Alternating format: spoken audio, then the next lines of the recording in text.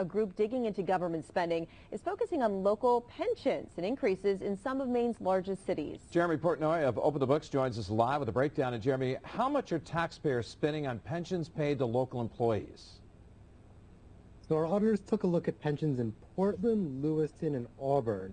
In those three cities, we're not counting school employees, but the rest of the workforce took home 1,952 pensions last year. That cost about $55 million.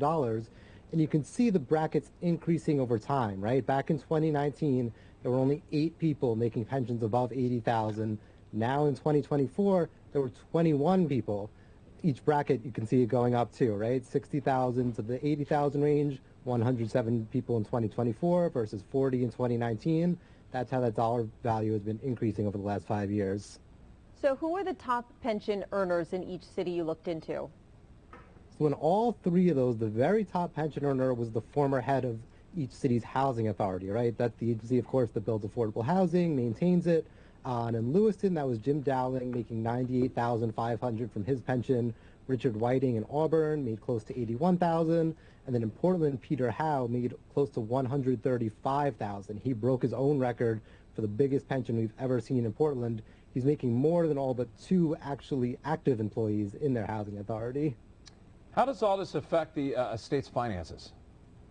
So once you add it all up, right, Portland's average pension is a bit higher than Auburn and Lewiston. Then once you factor in state employees and other cities, in total it's more money than the state can actually afford to pay right now. We took a look at Truth in Accounting. They're a nonprofit think tank.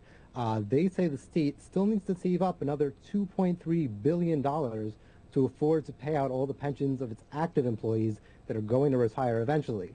So that's a cost that hasn't been accounted for yet, that's going to be pushed on to future taxpayers eventually. How are these pensions calculated? What decides the annual value? So first they take the average of your 3 highest salaries that you earned during your job. Then they multiply that by the number of years you worked. That gets multiplied by an accrual rate, usually around 2%. That's how they figure out your pension. While the employees are working, they contribute 7% of their salary. The city's contributing 5 to 10%.